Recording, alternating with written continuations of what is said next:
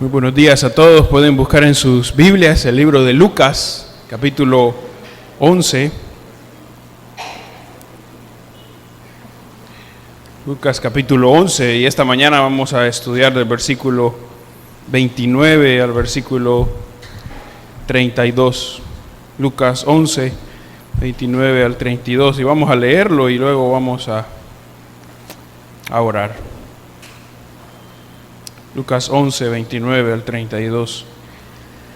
Y apiñándose las multitudes comenzó a decir: esta generación es mala, demanda señal, pero señal no le será dada sino la señal de Jonás. Porque así como Jonás fue señal a los ninivitas, también lo será el Hijo del Hombre a esta generación. La reina del sur se levantará en el juicio con los hombres de esta generación y los condenará, porque ella vino de los fines de la tierra para oír la sabiduría de Salomón, y hay aquí más que Salomón en este lugar. Los hombres de Nínive se levantarán en juicio con esta generación y la condenarán, porque a la predicación de Jonás se arrepintieron, y hay aquí más que Jonás en este lugar. Oremos.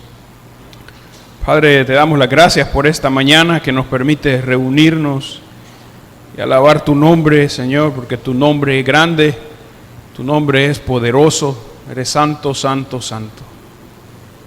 Como leíamos antes en el Salmo 103, nuestro deber es bendecirte, Señor, por quien tú eres. Bendice, alma mía, Jehová. Pedimos por esta mañana para que uses tu palabra, Señor, en nuestros corazones y nos hables y nos transformes, Señor, según tu gran misericordia para tu iglesia. Ayúdanos, Señor, en esta mañana, en el nombre de Jesús. Amén. Entonces pensemos un poco de dónde venimos aquí en nuestro estudio en el Evangelio de Lucas. Si van un poco atrás al versículo 14, siempre el capítulo 11, se empieza a decir cómo Jesús saca fuera un demonio. Este demonio hacía que el hombre estuviera mudo. Y Jesús sacó al demonio, algo que ya había hecho antes, ¿verdad? Muchas veces.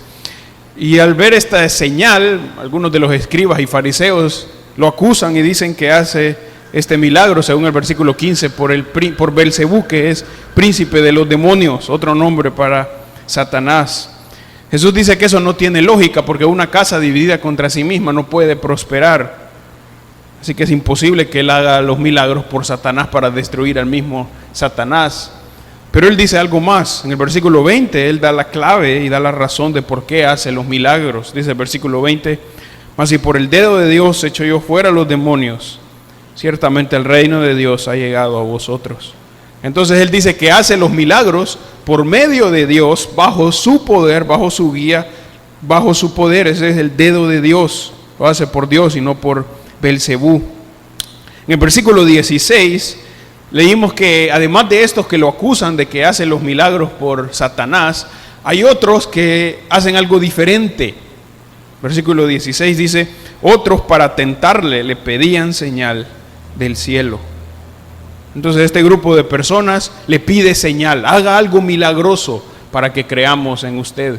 Y en los versículos que leímos en esta mañana, eso es lo que Jesús hace. Contesta a estos que están pidiendo una señal milagrosa del cielo. Según ellos, según los que piden la señal, ellos no podían creer en Jesús, al menos que haga otra señal, y otra señal, y otra señal. Y Jesús va a responder algo diferente a lo que ellos esperan, en los versículos que estuvimos leyendo ahorita, que vamos a estudiar. Así que si volvemos al versículo 29, vamos a pensar hoy en la verdadera señal.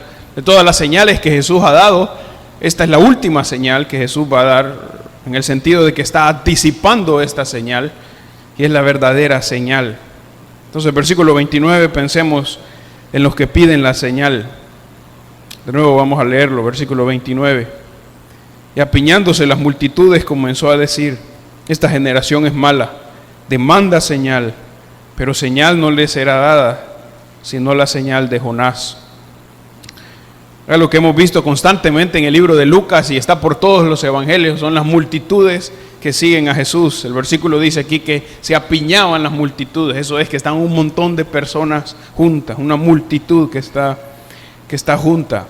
Normalmente la multitud se componía por los apóstoles de Jesús, también se componía por algunos de los otros discípulos de Jesús y también por algunos curiosos que andaban viendo qué es lo que Jesús hacía y enseñaba. Pero también algunos de los que andaban por ahí siempre eran los enemigos de Jesús, escribas, fariseos, saduceos, que andaban buscando a ver qué es lo que podían encontrar o qué error le podían encontrar a Jesús. Pero casi siempre son multitudes las que andan siguiendo a Jesús. Nos podemos preguntar por qué era esto, por qué era que habían multitudes siguiendo a Jesús. Creo que una de las razones la encontramos en el libro de Mateo, capítulo 7, versículo 29, al final del Sermón del Monte. Miren lo que dice, Mateo 7, 28 y 29. Y cuando terminó Jesús estas palabras, la gente se admiraba de su doctrina, porque les enseñaba como quien tiene autoridad y no como los escribas. Jesús actuaba totalmente diferente a lo que hacían los escribas y fariseos. Y por eso la gente se admiraba y quería escuchar más de su doctrina, porque sabían que era muy diferente a los religiosos judíos de ese tiempo. Así que por eso es una razón que las multitudes seguían a Jesús. Entonces vemos en el versículo 29 que Jesús le dice algo a esta multitud. Dice, esta generación es mala. Generación se refiere a ese grupo de personas que vivían en ese tiempo en Israel. Y Jesús dice que es una generación mala. La palabra ahí para mala puede ser también perversa, completamente pecaminosa.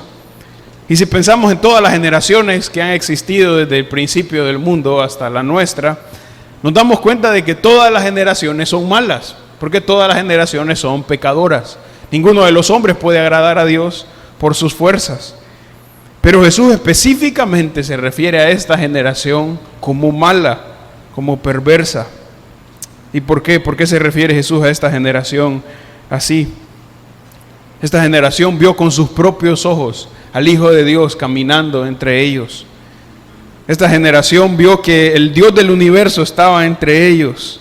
Pero aún así esta gente que es mala, dice Jesús, pide otra señal. Aún cuando Jesús está ahí y han visto su persona y sus enseñanzas, dice Jesús, queremos otra señal, demandan otra señal. Eso es que le exigen una señal a Jesús para creer.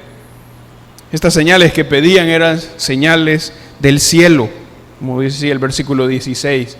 Lo que quieren es una señal que Jesús haga algo cósmico, como que pare el sol, o como que el sol deje de dar luz, o que la luna aparezca junto con el sol y hagan algo extremadamente grande. Eso es lo que están pidiendo con una señal grande del cielo que Jesús haga. Y si la hacen, según lo que hemos visto antes, si Jesús hace esta señal, entonces ellos van a creer en Jesús. Necesitan una señal más para creer. Pero Jesús no los va a complacer, no les va a mostrar señal. Dice el versículo, señal no les será dada. Entonces no va a ser la señal que piden. Piden una señal cósmica, Jesús dice, no la voy a hacer, no les será dada. Pero Jesús dice que sí va a dar una señal. Versículo 29 al final dice, sino la señal de Jonás. Y Jesús va a usar esta historia de Jonás para hablar de la señal que sí les va a dar. No la señal que ellos piden, pero la verdadera señal que necesitan. Miren el versículo 30, vemos la señal. Porque así como Jonás fue señal a los ninivitas, también lo será el Hijo del Hombre a esta generación. Y Jesús va a decir aquí en qué consiste esta señal. Le recuerda a la multitud la historia del profeta Jonás. Esta historia muy conocida por todos ahí, así como es conocida por nosotros, una historia muy famosa de la Biblia. Y que Jesús la mencione aquí la historia, al igual como más adelante menciona también la historia de la reina del sur. Es bien importante que Jesús lo mencione aquí porque esto habla de que estas historias son realmente historia. No son cosas ficticias inventadas por los hombres para entretener a los niños, pero son historias verdaderas. Jonás fue una persona real que existió en un tiempo real y está relatado en el libro de Jonás. Lo mismo que la reina del sur fue una persona real, como va a mencionar en los versículos siguientes. Entonces Jonás fue un profeta de Dios, recibió un mandato de Dios para que fuera y predicara en Nínive. Nínive era la ciudad capital de Asiria, un imperio muy grande cerca de Jerusalén, de Israel, pero eran enemigos de los israelitas. Los israelitas no querían a los de Asiria, a los ninivitas. Entonces cuando Jonás recibe el llamamiento de Dios para que vaya y predique a Nínive, lo que hace Jonás es que toma un barco en dirección opuesta porque él no quiere ir a Nínive. Va en el barco y Dios levanta una gran tormenta, casi todos se van a morir, dice el versículo en Jonás. Jonás le dice a los marineros, tírenme al mar y el agua se va a aquietar. Y eso es lo que pasa, lo tiran al mar, el agua se aquieta. Pero Dios tiene preparado un pez en el mar que traga a Jonás. Y Jonás está ahí por 3 días y por 3 noches en el vientre de Jonás. Luego de ese tiempo, Dios manda al pez a vomitar. Seguramente algunos están cantando ya la canción de Jonás. Lo manda a vomitar, ¿verdad? Y ya saben cómo salió Jonás ahí, ¿verdad? Salió como plum, ¿verdad? Para predicar. Entonces, cuando sale Jonás, de nuevo le da el mandato. Dios le da de nuevo el mandato a Jonás para que vaya a predicar. Y esta vez Jonás iba a predicar a Nínive. Y empieza a predicar en Nínive. Y el libro de Jonás nos dice que todos se arrepienten en la ciudad. Jonás predica y todos se arrepienten en la ciudad. Y Jesús cuenta esta historia en el versículo 30. Y dice que así como Jonás fue señal a Nínive, también lo será el Hijo del Hombre a esta generación. Podemos recordar que el título Hijo del Hombre es un título que Jesús usaba para referirse a sí mismo. Es un título que habla de la divinidad de Jesús, que Jesús realmente es Dios. ¿Qué está diciendo Jesús? De la misma manera que Jonás fue señal para los de Nínive, de la misma manera Jesús, yo, está diciendo Jesús, soy señal para esta generación. Quiero que miremos el pasaje paralelo en el libro de Mateo, porque aquí Jesús añade algunas palabras. Vamos al libro de Mateo, capítulo 12, versículo 40.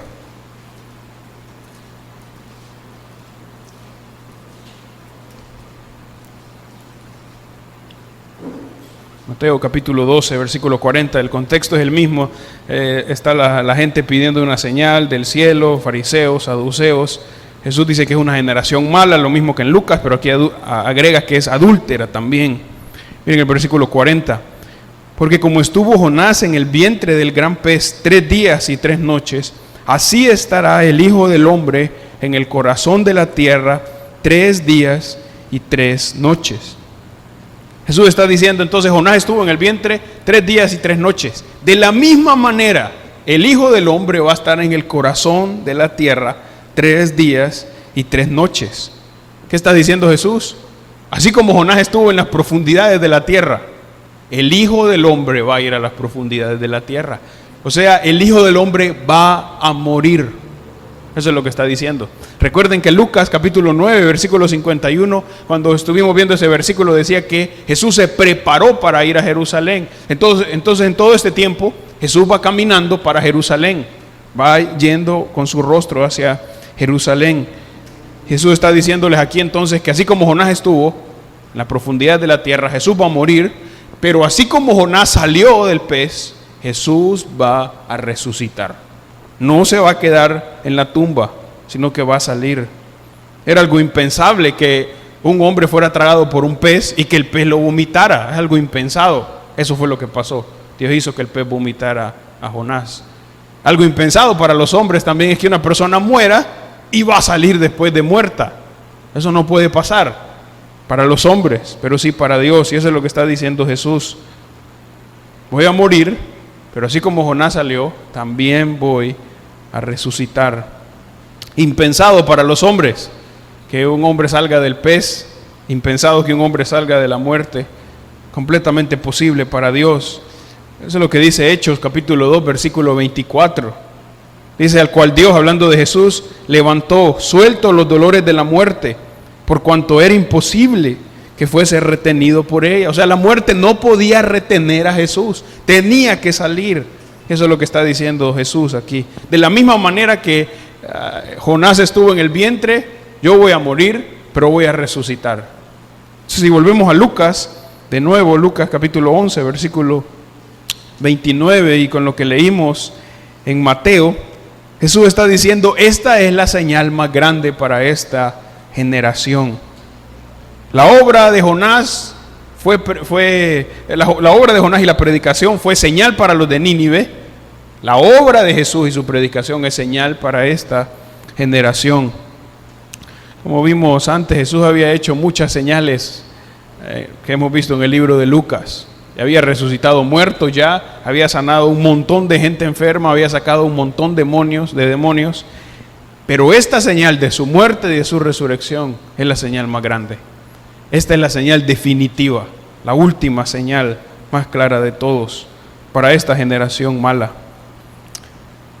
Y aunque esta generación es la que Jesús se refiere como mala, en todas las generaciones también hay personas que dicen una señal más, una señal más. Si hay otra señal, yo creo. Si hay otra señal, yo creo. Pero Jesús ya dio la señal más grande. Él ya fue a la cruz y resucitó. Fuera de esa señal, si las personas creen en otra señal o dicen creer en otra señal, muchas veces solo son excusas para no creer. ¿Qué pasó con esta generación? No necesitaban una señal más, pero querían seguir en sus pecados. Eran incrédulos y querían seguir en sus pecados. Y Jesús dice, esta señal es la última y la más clara. Jesús cuenta una parábola más adelante en el libro de Lucas de un hombre rico y otro hombre que se llama Lázaro, que no es el mismo Lázaro que Jesús resucitó. Y el hombre rico, cuando está en el infierno, le dice a Abraham, si uno se levanta de aquí, de los muertos, y va y les predica a mis hermanos, no van a venir a este lugar. Abraham les dice, no van a creer si se levanta uno de aquí. Ya tienen a Moisés y a los profetas. Ya se ha revelado todo. Si no creen en eso, no van a creer en alguien que se levanta de los muertos. No van a creer. Eso es lo que Jesús está diciendo. Esta es la señal más grande. Mi muerte y mi resurrección. Esa es la señal que le va a dar a esta generación mala. Ahora nos podemos preguntar, ¿por qué era tan grande esta señal? ¿Qué de especial tiene la muerte y la resurrección de Jesús? ¿Por qué es tan grande esta señal? ¿Por qué es tan clara? Porque podemos decir, no, es más claro si hay algo en el cielo, una señal del cielo. ¿Por qué es tan clara la muerte y la resurrección de Jesús? Porque Jesús es más claro que todo, porque Él dice que Él es la señal. Versículo 30. Miremos el versículo 31 y 32. ¿Cuál es la grandeza de la señal?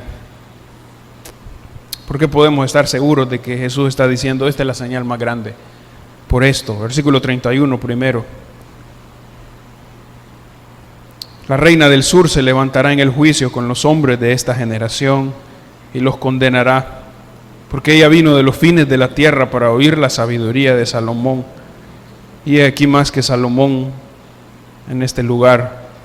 La reina del sur se conoce también como la reina de Sabá en el Antiguo Testamento. Y así como vimos antes, es un personaje real, no es un personaje ficticio inventado por los hombres. Esta reina se menciona en el libro de Primera de Reyes, capítulo 10, Segunda de Crónicas, capítulo 9. Salomón, el hijo del rey David, era el hijo que tomó su lugar como rey. Y si ustedes saben la historia, Salomón fue el hombre más sabio y más rico de su tiempo. Y Dios le dijo que no iba a haber otro más como él. Toda la gente quería ir a visitar a Salomón. Todos querían ver el esplendor de su gloria y su sabiduría. Y si ustedes leen el libro de Reyes, Primera de Reyes, cómo habla de Salomón, se dan cuenta que es un esplendor grandísimo el que tiene. No hay otra persona que ha vivido de la misma manera.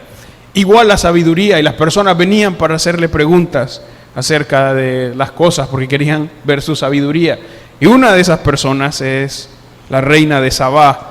El libro de Primera de Reyes dice que muchos reyes venían, pero se menciona a esta reina que viene para ver si es cierto su fama. Viene para preguntarle cosas. Y en el texto bíblico dice que le hace preguntas difíciles a Salomón.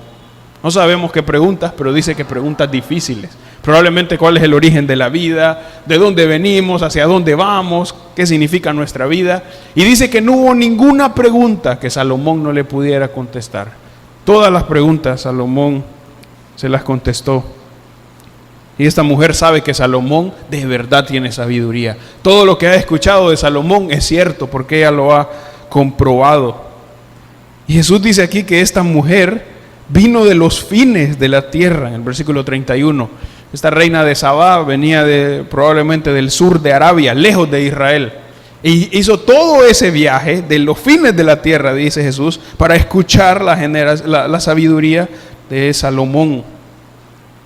Y Jesús dice que esa mujer se va a levantar en el día del juicio para condenar a esta generación que Jesús tiene enfrente. ¿Por qué? Al final del versículo 31, Jesús dice: y he aquí más que Salomón en este lugar. Jesús está diciendo: mucho mayor que Salomón es el que está en este lugar, refiriéndose a él. Salomón tenía mucha sabiduría, Salomón está lejísimos de ser como Jesús. Pero da otro ejemplo, Jesús, versículo 32, de nuevo el ejemplo de Jonás. Los hombres de Nínive se levantarán en el juicio con esta generación y la condenarán, porque la predicación de Jonás se arrepintieron, y aquí más que Jonás en este lugar. De la misma manera que la reina del sur se iba a levantar para juzgar a estos hombres, contra estos hombres, los hombres de Nínive también. ¿Por qué? Porque se arrepintieron a la predicación de Jonás. Jonás predicó una vez en Nínive, varios días. Dice la Biblia que se arrepintieron todos, 120,000 personas, más de 120,000 personas se arrepintieron en Nínive. Todos se arrepintieron a la predicación de Jonás. Y Jesús dice: ellos se arrepintieron a la predicación de Jonás. Aquí está alguien que predica mucho mayor y mejor que Jonás en este lugar. Final del versículo 32. Mucho más grande que Jonás, dice Jesús, soy yo. Mucho más grande que Jonás es el que está en este lugar. Y Jesús les habla de estas dos historias para mostrarles que esas personas del Antiguo Testamento fueron diferentes a esta generación, actuaron de manera diferente, actuaron de manera correcta. La reina del sur se movió, no se quedó allá en Arabia, se movió para escuchar a Salomón. Los hombres de Nínive se arrepintieron todos cuando escucharon la predicación de Jonás. Pero esta generación, dice Jesús, no quiere arrepentirse. Esta generación no soporta la predicación que estoy haciendo. Si recuerdan, en el capítulo 4, hace algunos meses, en el Lucas, vimos que Jesús fue a Nazaret, a su tierra, donde había crecido, y predicó en la sinagoga. Y ahí habló del personaje del Antiguo Testamento. Y lo que hace aquí es lo mismo que hizo ahí, porque contrasta a los gentiles del Antiguo Testamento, los que no pertenecían al pueblo de Dios. Contrasta cómo ellos tuvieron fe versus la incredulidad del pueblo de Israel. Esto es lo que está diciendo aquí. La reina de Sabá no creía en el Dios verdadero, pero se movió y creyó en el Dios verdadero. Los de Nínive no creían en el Dios verdadero, se arrepintieron para creer en el Dios verdadero. Ustedes están aquí, dice Jesús, y no se arrepienten aun cuando han recibido toda la ley de Dios. Deciden ignorar a Jesús, deciden despreciar al Hijo de Dios para seguir en sus pecados. Y como esa es la razón, dice Jesús, entonces estas personas, la reina del sur y la gente de Nínive, se va a levantar como testigos contra esta generación. Está hablando Jesús de un juicio más severo para estas personas. Y este lenguaje ya lo hemos visto en el libro de Lucas. Si vamos un poco atrás, capítulo 10, Jesús ya mencionó algo parecido. Lucas capítulo 10, versículo 13 al 14, en el sermón que le está diciendo cómo está capacitando a los 70 que van y predican. Capítulo 10, versículos 13 y 14. Ay de ti, Corazín, ay de ti, Betsaida, que si en Tiro y en Sidón se hubieran hecho los milagros que se han hecho en vosotras, tiempo ha que sentadas en cilicio y ceniza se habrían arrepentido. Por tanto, en el juicio será más tolerable el castigo para Tiro y Sidón que para vosotras. Jesús empieza con ay para estas ciudades. ¿Por qué? Porque estas ciudades habían visto los milagros de Jesús. No se arrepintieron, no se arrepintieron. Y Jesús habla de Tiro y Sidón, ciudades paganas. Nunca habían escuchado del Dios verdadero, y si lo habían escuchado lo habían rechazado. Jesús dice, en el día del juicio va a ser más tranquilo el juicio para estos paganos que para ustedes que vieron los milagros. Lo que está diciendo Jesús. No tenían excusa, ni Tiro ni Sidón para no creer. Y esta generación mala, Jesús está diciendo, no tiene excusa. No puede decir que necesita una señal más.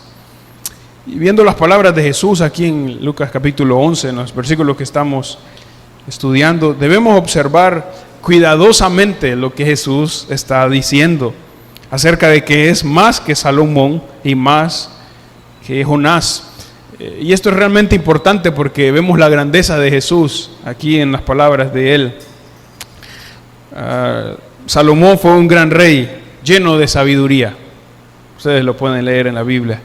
Pero fue un pecador. Fue un rey grande de sabiduría, pero fue un pecador. Jonás fue un gran profeta de Dios, enviado por Dios para predicar. Pero Jonás también fue pecador y no amó a los perdidos. Jesús es el rey perfectamente sabio, que ama a los perdidos, que predica y salva a los perdidos. Clara diferencia con Jesús. Por eso le está diciendo más que Salomón en este lugar. He aquí más que Jonás en este lugar. ¿Qué vemos en estos personajes? Sus vidas solo apuntan a Jesús, el verdadero. La grandeza de ellos solo era una sombra perfecta del Hijo de Dios. Y esto es importante porque Jesús es el hombre perfecto, Dios hecho hombre que vino a la tierra para cumplir de manera perfecta la ley y los profetas. Esto es muy importante porque es posible que a veces cuando leemos la Biblia y vemos los grandes héroes de la Biblia, nos sentimos asombrados por las cosas que han hecho. Cuando pensamos en Abraham, o en David, en Salomón, en Ruth, en María, en Pablo y otros, vemos las grandes cosas que han logrado y cuántas cosas hicieron para el Señor, y vemos sus capacidades y sus características. Y aún con todo lo bueno que hicieron, aún con las grandes cosas que lograron, nos debemos dar cuenta que ellos no son perfectos. Eran igual que nosotros. Y por eso Jesús está diciendo, mucho más que Salomón soy yo, mucho más que Jonás soy yo. El único que debe ser alabado es Jesús. El único grande en la historia es Jesús, porque Él es digno, porque es el Rey, el Hijo de Dios, nuestro Salvador. No solo es el Rey, pero el Salvador que ama a su pueblo, que ha salvado a su pueblo, que lo purifica y que lo lleva en camino a su eternidad con Él. Así que Jesús está diciendo aquí, yo soy mucho más grande. El único a quien tiene que alabar es a mí. Se movieron estas personas por Salomón, qué bueno, pero yo soy la señal más grande. Se movieron y se arrepintieron estas personas en Nínive. Yo soy el que es digno. Yo soy el verdadero profeta de Dios. Quiero que vayamos al libro de Hechos, porque el apóstol Pedro lo pone muy claramente al principio de la iglesia. En Hechos capítulo 3. Versículo 12. Miren cómo Pedro habla de la grandeza de Jesús como el Dios perfecto y el hombre perfecto que vino para salvar a su pueblo. Hechos capítulo 3, versículo 12. Lo que ha pasado antes es que Pedro y Juan sanaron a un cojo que estaba en la entrada del templo que se llamaba La Hermosa. Y la gente está asombrada por lo que vieron que sanaron a este cojo. Entonces el versículo 12, Hechos capítulo 3, dice, vamos a leer hasta el 15. Viendo esto, Pedro respondió al pueblo, varones israelitas, ¿por qué os maravilláis de esto? ¿O por qué ponéis los ojos en nosotros? Como por si nuestro poder o piedad hubiésemos hecho andar a este. No nos miren a nosotros, dice Pedro, nosotros no somos los grandes, no nos tienen que asombrarse de nosotros. Versículo 13, el Dios de Abraham, de Isaac y de Jacob, el Dios de nuestros padres, ha glorificado a su Hijo Jesús, a quien vosotros entregasteis y negasteis delante de Pilato cuando éste había resuelto ponerle en libertad. Mas vosotros negasteis al santo y al justo y pedisteis que se os diese un homicida, hablando de Barrabás. Versículo 15, y matasteis al autor de la vida, a quien Dios ha resucitado de los muertos, de lo cual nosotros somos testigos. Pedro dice, no ponga la mirada en nosotros, no se enfoque en nosotros, pero miren a Dios que ha levantado, dice el versículo 13, a Jesús, lo ha glorificado.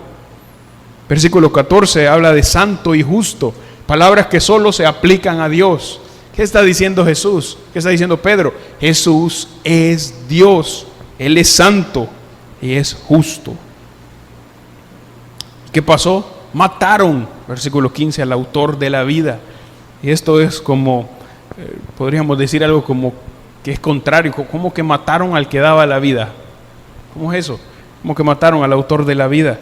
Por eso el versículo 15 dice, Dios lo resucitó de los muertos. Dios lo resucitó de los muertos. Entonces, ¿quién es el único digno? Es Jesús. Él es el Rey a quien debemos alabar. Él es el Rey grande.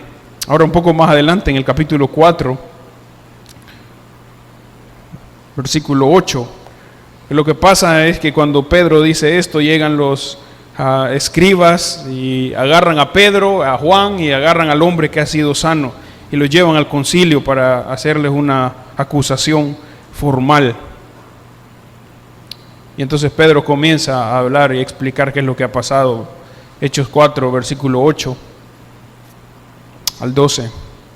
Entonces Pedro, lleno del Espíritu Santo, les dijo: gobernantes del pueblo y ancianos de Israel, puesto que hoy se nos interroga acerca del beneficio hecho a un hombre enfermo, de qué manera éste haya sido sanado, sea notorio a todos vosotros y a todo el pueblo de Israel, que en el nombre de Jesucristo de Nazaret, a quien vosotros crucificasteis y a quien Dios resucitó de los muertos, por él este hombre está en presencia sano. Este Jesús es la piedra reprobada por vosotros, los edificadores, la cual ha venido a ser cabeza del ángulo. Y en ningún otro hay salvación, porque no hay otro nombre bajo el cielo dado a los hombres en que podamos ser salvos. Si se fijan en estos dos pasajes que hemos leído, está clara la señal de Jonás. Jesús fue a la muerte, pero también resucitó. Eso es lo que dice Pedro aquí. Versículo 11, es la piedra reprobada por vosotros. Los fariseos y saduceos habían dicho, no queremos creer en Jesús, no es suficiente señal para nosotros. Entonces lo desecharon, reprobaron a él como piedra. Pero Pedro dice, Jesús, la piedra que ustedes desecharon, ha venido a ser la piedra del ángulo. Eso significa la piedra más importante. El que ustedes pensaron que era el que no valía, él es el más importante, es la piedra del ángulo. Y por eso Pedro dice que no hay salvación en otro. Imposible que haya salvación en otra persona o por otro medio. Imposible, no hay salvación, al menos que sea por Jesús. A menos que sea por Jesús, en que podamos ser salvos, dice al final del versículo. Entonces Jesús es nuestro Rey a quien servimos. Por eso estábamos cantando que Él es digno. Por eso estábamos cantando que nos ha salvado. Por eso estábamos cantando que Él es santo. ¿Por qué? Porque Él es el Rey. Y cuando vemos la grandeza de los personajes del Antiguo Testamento, sí nos debemos asombrar, pero debemos recordar, hay uno superior, hay uno más grande, Jesús. Él es el Rey, Él es la cabeza de la iglesia, Él es el que gobierna sobre todos. A Él es a quien amamos, a Él es a quien obedecemos, es a Él a quien tememos. ¿Por qué? Porque Él es el Rey más grande, porque Él es Dios. A veces nos dejamos apantallar por otros personajes de nuestro mundo, porque dan discursos, porque tienen mucho dinero. El único grande es Jesús. Es a Él a quien debe alabar, es a Él a quien debe temer. Vamos a orar. Padre, ni podemos, Señor, alcanzar a entender la grandeza de nuestro Señor Jesucristo. No queremos ser como esa generación mala, incrédula, que se quedó en sus pecados, que se quedó pensando en sus capacidades. Pero queremos ser como Isaías, cuando vio la visión del Señor y supo que no podía estar ahí. O como Pedro, cuando le dijo a Jesús que tenía que apartarse porque él era hombre pecador. Oh Señor, que podamos temerte, que podamos temer a nuestro Señor Jesucristo, el Rey de Reyes, el que gobierna sobre todo, el único perfecto, Señor. Aplica tu palabra en nuestros corazones. Señor, tu palabra es poderosa, fortalece a los creyentes, sostiene a los creyentes, edifica a los creyentes, convence a los pecadores para que se vuelvan a Dios. Como es mi oración siempre, edifica esta iglesia con tu palabra.